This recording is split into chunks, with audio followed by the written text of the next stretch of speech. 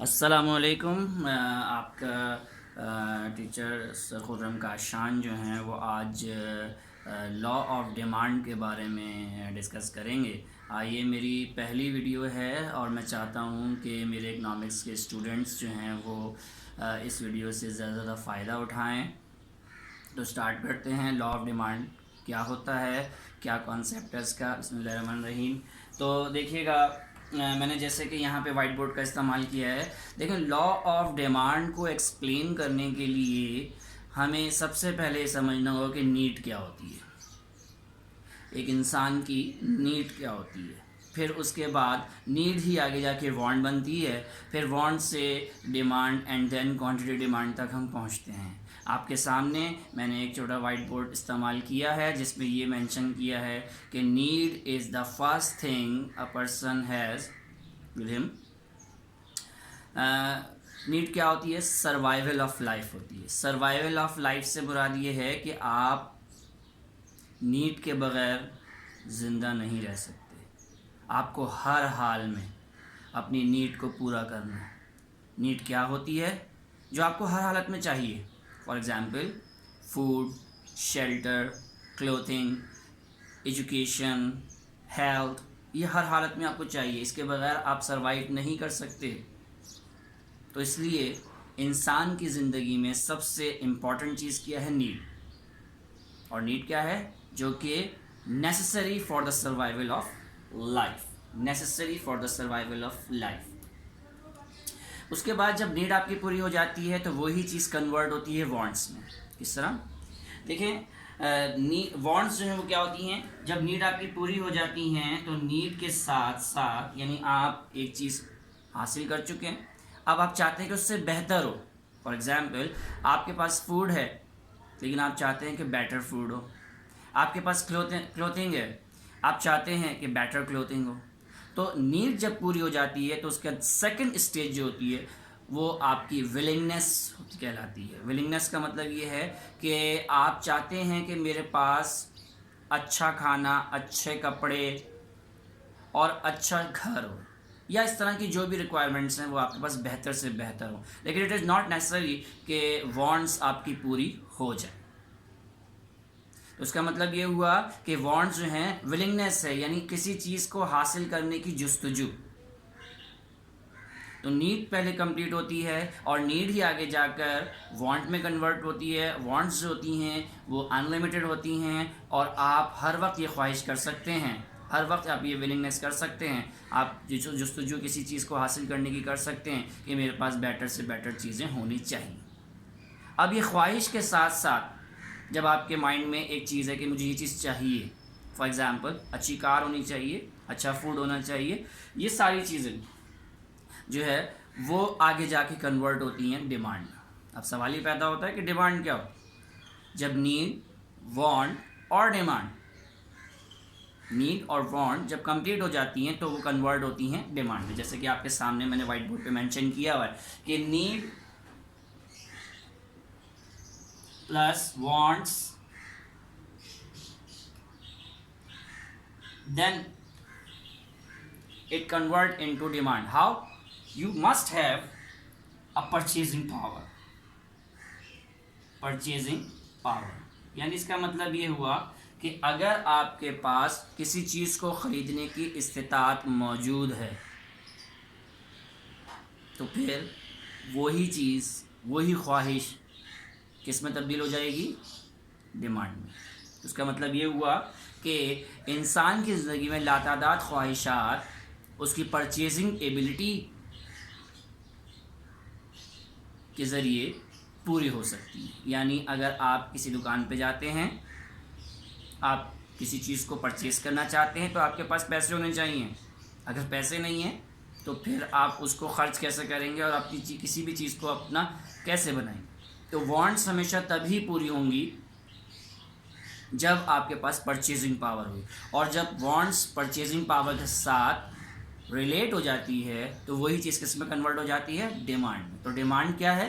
Demand असल में is the amount people are willing to purchase at each possible price, मैंने यहाँ पे मेंशन किया हुआ है कि ऐसी बॉन्ड्स जो ऑब्वियसली नीड तो कंप्लीट हो ही गई है, अब वही चीज़ कन्वर्ट हुई है बॉन्ड्स में, और बॉन्ड्स के साथ साथ अगर परचेजिंग पावर भी आ जाए, अगर परचेजिंग पावर भी आ जाए प्लस हो जाए इसमें, तो वो चीज़ किस में कन्वर्ट हो जाती है? डिमांड।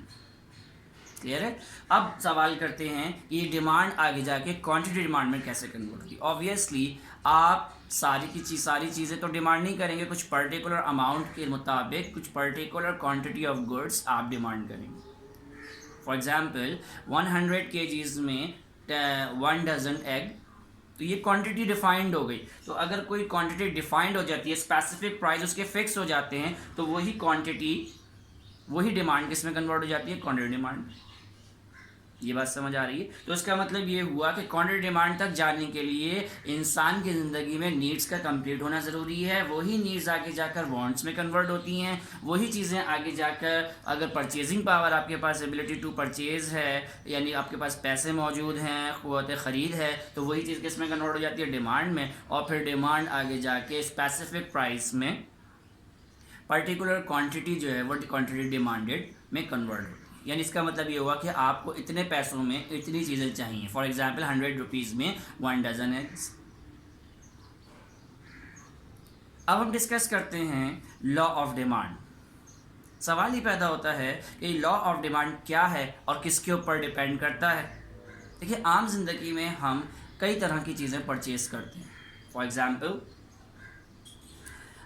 कोई भी चीज़ आपकी रिक्वायरमेंट है, आप उसको परचेज कर रहे हैं, तो उसके लिए प्राइस का होना ज़रूरी है। यानी आपके पास, आपको पता हो, यानी डिमांड डिपेंड करती है किसके ऊपर? प्राइस पर। प्राइस पर इनवर्स रिलेशन होता है क्वांटिटी डिमांडेड का। यानी एक चीज़ बढ़ती है तो दूसरी चीज़ कम होती है। यानी कहने का मतलब ये है कि कीमत अगर किसी चीज़ की मार्केट में ज़्यादा हो तो आप उसको कम ख़रीदते हैं, और अगर किसी चीज़ की कीमत में कमी वाक़ई हो जाए तो उसको आप ज़्यादा परचेज करते हैं। इसीलिए क्वांटिटी डिमांड कीमत के ऊपर, यानी प्राइस के ऊपर इनवर्स रिलेशन रखती है। In other words, when the price of a particular goods increases, its quantity demand decreases, and vice versa. Vice versa means कि एक चीज़ इंक्रीज़ हो रही है तो दूसरी डिक्रीज़ होगी। तो आगे जुमला मेरा कहने का मतलब ये है, वाइस वर्सा मीन्स कि कोई चीज़ डिक्रीज़ होगी तो अदर थिंग इंक्रीज़ होगी, यानी इसको reverse, reciprocal. In short, I want to say quantity demand is depend on price. They have inverse relation between them. So statement देख लीजिए लॉ ऑफ डिमांड का। Other thing remain the same. What is meant by other thing remain the same? There are some factors other than price. For example, income of the consumer, supply of the product, climatic conditions, and so many other factors that must not be changed. If they change, the law of demand will not apply. इसका मतलब ये हुआ कि law of demand सिर्फ किस वजह से और किस चीज़ की बेस पर अप्लाई होता है, वो एक ही चीज़ है, प्राइस। तो प्राइस के ऊपर डिपेंड करती है डिमांड। तो इसका मतलब ये हुआ, तो other thing remain the same when the price of a particular thing या पर्टिकुलर गुड्स इंक्रीजेस, इस quantity demand decreases and vice versa. आम लफ्ज़ों में अगर मैं कहूँ कि लॉ ऑफ डिमांड क्या है, तो समराइज़ कर लेते हैं कि लॉ ऑफ डिमांड एक inverse relation between price and quantity demand. इसमें यह बताया जा रहा है कि अगर अदर फैक्टर्स सेम रहें और प्राइस में तब्दीली हो तो डिमांड में भी तब्दीली हो जाती है अकॉर्डिंग टू इन्वर्स रिलेशन। यानी एक चीज़ बढ़ रही है तो दूसरी चीज़ कम। तो लॉ ऑफ डिमांड, मुझे उम्मीद है आपको ये कॉन्सेप्ट क्लियर हो गया होगा, और अगर ये कॉन्सेप्ट क्लियर हो गया है तो मैं आगे इसके मज़ीद शेड्यूलिंग और डायग्रामिंग बता देता हूँ कि किस तरह हम शेड्यूल और डायग्राम इसको एक्सप्लेन करते हैं।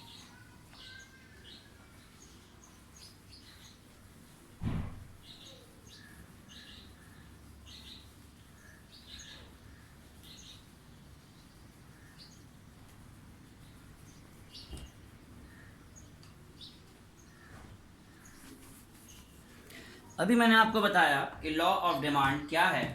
When the price of a particular thing increase its quantity demand decrease and vice versa.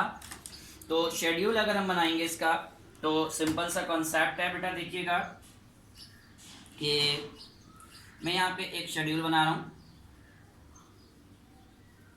Schedule of the law of demand, जिसका ताल्लुक प्राइस और क्वांटिटी डिमांडेड से है। इसको हम Q से डिनोट कर लेते हैं, प्राइस को P से डिनोट कर लेते हैं। आप देख रहे हैं कि कीमत जो है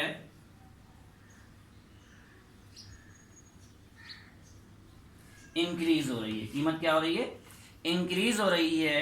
तो क्वांटिटी डिमांड क्या होगी, ऑब्वियसली डिक्रीज होगी। फॉर एग्जाम्पल अगर सिर्फ किसी चीज़ की कीमत ₹2 है तो उसकी क्वांटिटी डिमांड में भी जो है वो ये हो सकती है 25।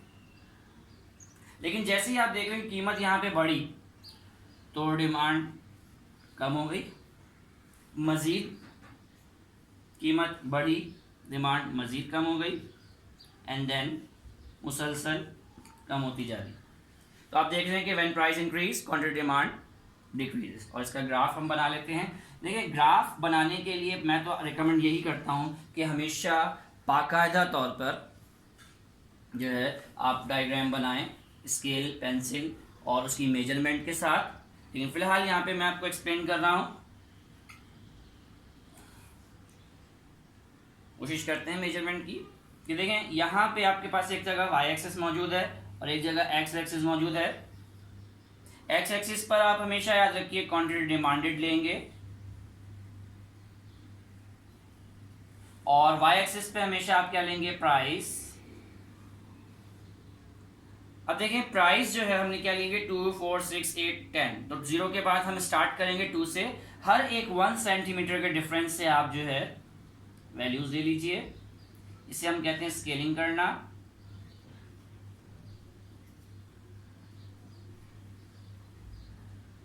इसी तरह एक्स एक्सिस पर आप क्वांटिटी डिमांड लेंगे। आप देख रहे हैं कि क्वांटिटी डिमांड में मैंने जो वैल्यूज ली हैं वो 5 के डिफरेंसेस से ली हैं।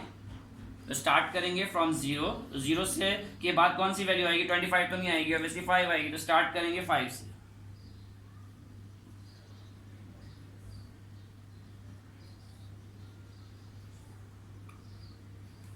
तो आप देख रहे हैं कि मैंने यहाँ पर स्केलिंग कर दी है। अब हम प्लॉटिंग करेंगे। सबसे पहली वैल्यू जैसे प्राइस आपके पास 2 है, 2 पर क्वांटिटी डिमांड क्या है 25। तो आप जाएंगे 2 से एज इट इज। इस तरह आप डॉट डाल के भी शो कर सकते हैं और डायरेक्टली आप पॉइंट आउट भी कर सकते हैं एज यू लाइक। ये आपका 25, 2 पे 25 पहला पॉइंट, फिर 4 पे 20। तो 4 है ये, 4 से आप आगे एग्जीक्यूट करेंगे और ये 20 तक जाएगा। सही है। इस तरह जो है 6 पे 15। As price increase quantity demand decreases. आप देख रहे हैं कि प्राइस ऊपर की तरफ जा रही है, इंक्रीज हो रही है, तो डिमांड क्या हो रही है, कॉन्ट्रैक्ट हो रही है, डिक्रीज हो रही है। अब आप देख रहे हैं कि 8 पर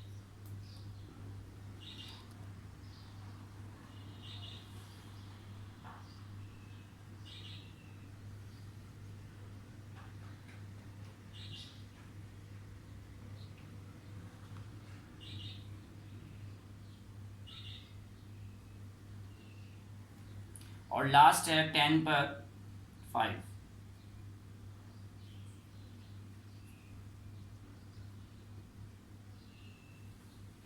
तो आप देख रहे हैं कि ये सारे पॉइंट्स अब जॉटेड डाउन कर लेंगे हम। तो एक लाइन ड्रॉ हो रही है, स्ट्रेट लाइन ड्रॉ हो रही है। तकरीबन ये स्ट्रेट लाइन ड्रॉ होगी फ्रॉम लेफ्ट टू राइट। सही है। ये जो आपके पास लाइन ड्रॉ हो रही है इसे हम कहेंगे डिमांड कर्व, डी से जाहिर करेंगे। और इस डिमांड कर्व को हम स्ट्रेट बिल्कुल कोशिश करेंगे स्केल की मदद से हम बनाएं इसको। सही है। और ये शो कर रहा है कि when price increase quantity demand decrease. तो ये slope downward from left to right show कर रहा है, नेगेटिव स्लोप शो कर रहा है। वो यही शो कर रहा है कि जब भी प्राइस बढ़ेगी तो डिमांड कम हो जाएगी। ये जेन्युइन सी बात है कि जब आप कीमतें ज़्यादा हो जाती हैं तो लोग थोड़ा कम ख़रीदते हैं और जब कीमतें कम हो जाती हैं तो ज़्यादा परचेज़ करते हैं। तो ये आज का लेक्चर था लॉ ऑफ डिमांड।